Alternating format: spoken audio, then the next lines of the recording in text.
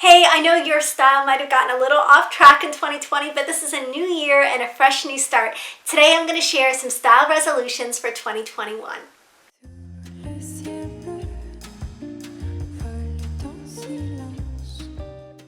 Hey, welcome to my channel. I'm Netta Manley, and my goal for my channel is to help you feel beautiful in your style, confident in what you wear, have fun with fashion, and really embrace style at this stage of life over 40, over 50, over 60, wherever you're at. Because I really feel like this is where it starts getting good. This is where we can really start having fun with our style because we know ourselves and we have the confidence to express it. So that's the whole reason that I'm here, and hopefully the reason that you're here. Today I'm going to talk about ways that we can enhance and improve our style over the year 2021.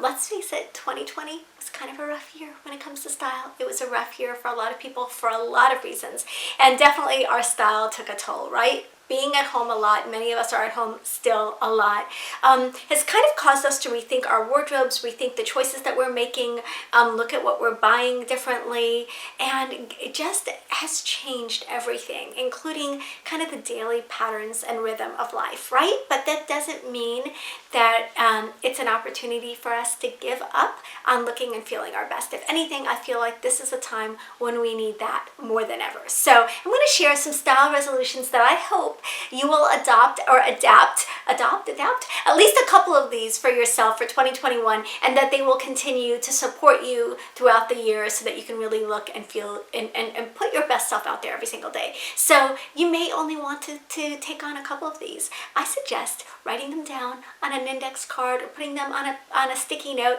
putting them in a place where you'll see them every day so that you're encouraged and reminded to make yourself and make your style a priority in 2021. The first style rule that I want to talk about is to get dressed daily. So you might have to put this down somewhere, put it on your note on your phone as a pop-up reminder on your calendar. Get dressed daily. So I think it's so important to have that distinction between what we wear during the day and what we wear at night.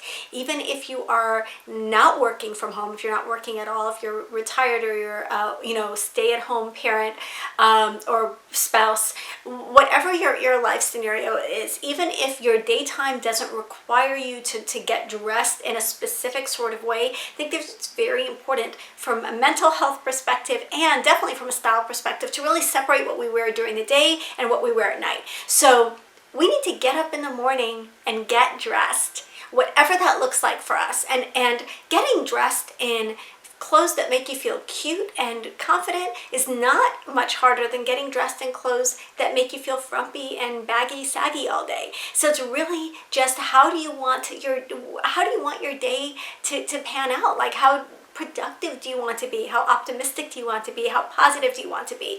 How you get up and get dressed every day. Getting dressed for your day is so critical. So there are a lot of philosophies about this. Like if you follow the Fly Lady system, she always talks about getting dressed to lace up shoes. I don't go that far. Sometimes, if I'm around the house, I'll wear cozy slippers, but definitely getting fully dressed, slapping some lipstick on, brushing your teeth, making your hair look presentable, powdering your nose, it really has a huge effect on the way that you feel and on what you're able to accomplish in any given day. So get dressed daily is my number one style resolution. Get up and get dressed. It will change everything, I promise. Okay, the second style resolution is to be all in. So what do I mean by that? A lot of times, one of the reasons women are struggling with their wardrobes is because they open up their closet and they see a lot of compromises. They've got a closet full of compromises. A lot of things that were bought in a pinch, or bought because you needed something for a specific event, or bought because it was on sale, or bought because it fit, or bought because you were in a bad mood, or bought because it was 2020, or whatever the reason is. But you have a lot of things in your closet that you don't love, that you just don't love. They don't make you feel cute. They don't fit properly. You're always like fussing with them and doing things with them, and they just bug you for whatever reason. They just don't feel like you. You don't put them on and feel amazing. And when you look at a closet full of compromises and you see a ton of clothes in your closet and you wonder why you're not wearing anything, often that's the reason. Other reasons obviously can be that things are not fitting properly, and so you've got a lot of clothes in your closet that don't fit. But again, you're looking at a closet full of compromises, a closet full of things that are not working for you right now.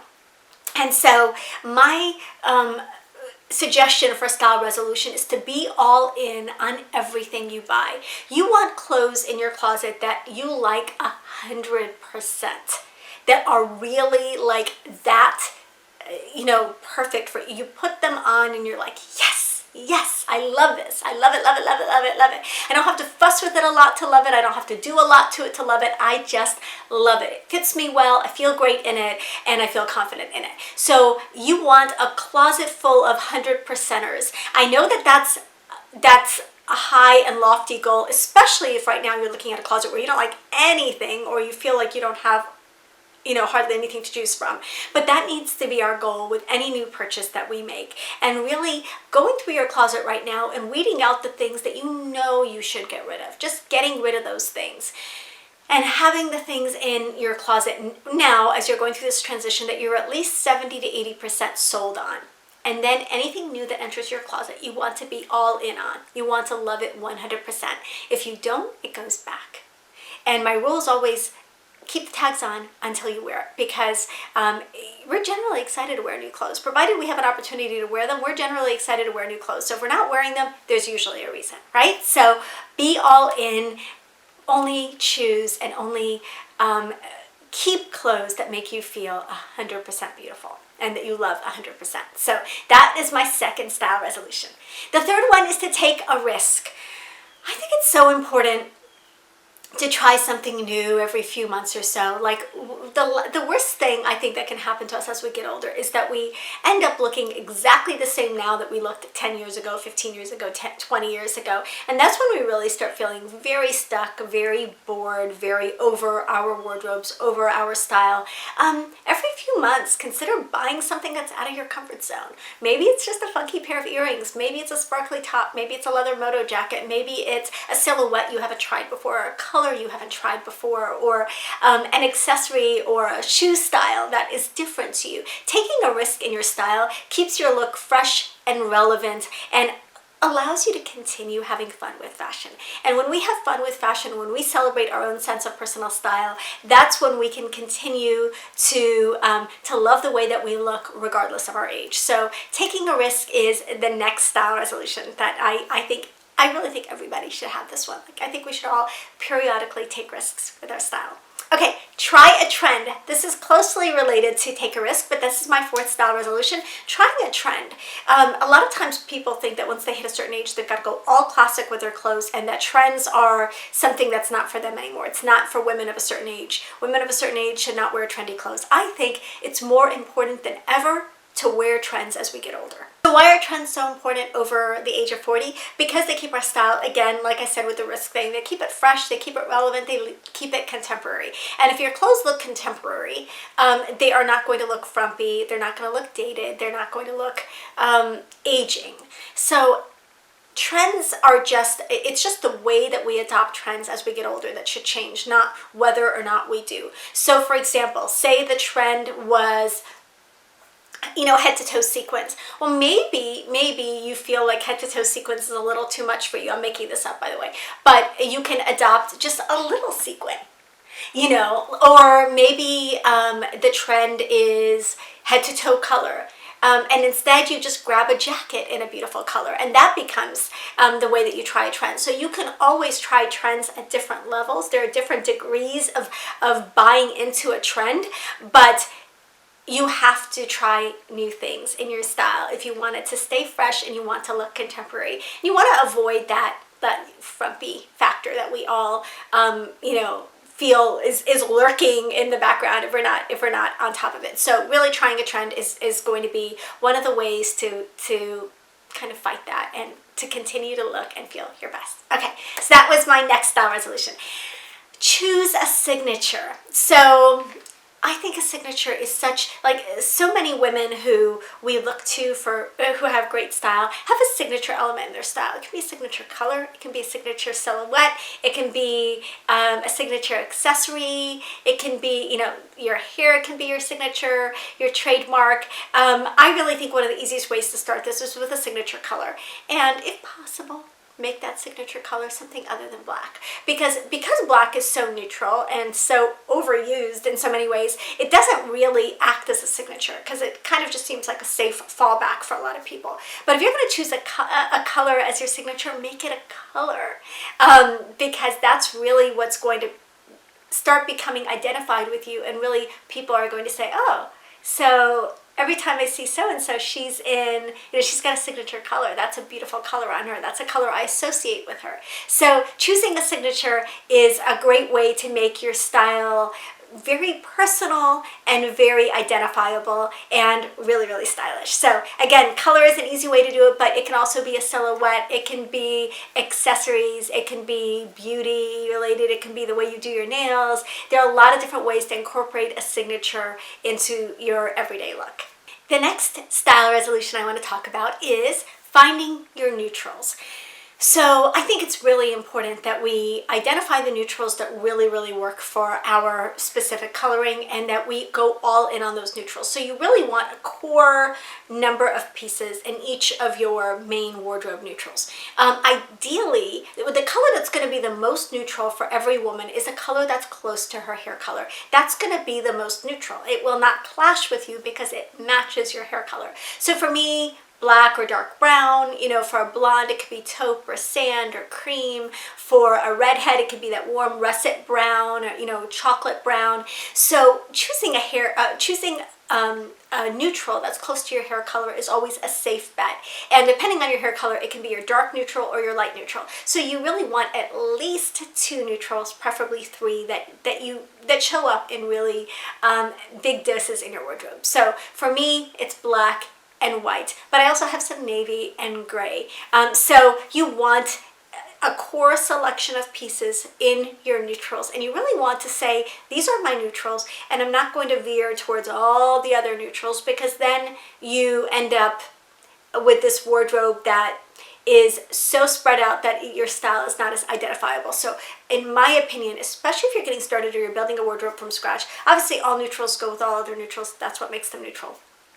But if you're starting from scratch, you want to pick 2, maybe 3 neutrals that you go all in on, and that you've got all the pieces in those neutrals. So that includes, you know, accessories. It includes, you know, bag and shoes. It includes top and bottom and dress, and, you know, all of the pieces, so that you've got a workable mini capsule in that neutral color. So finding your best neutrals is a style resolution that everyone should make in 2021. It's something that we spend a lot of time on in my Ageless Style program. I think it's so critical to really build a color palette for your wardrobe if you want that versatility and you want a wardrobe that's really going to continue to make you feel beautiful and work hard for you for years to come.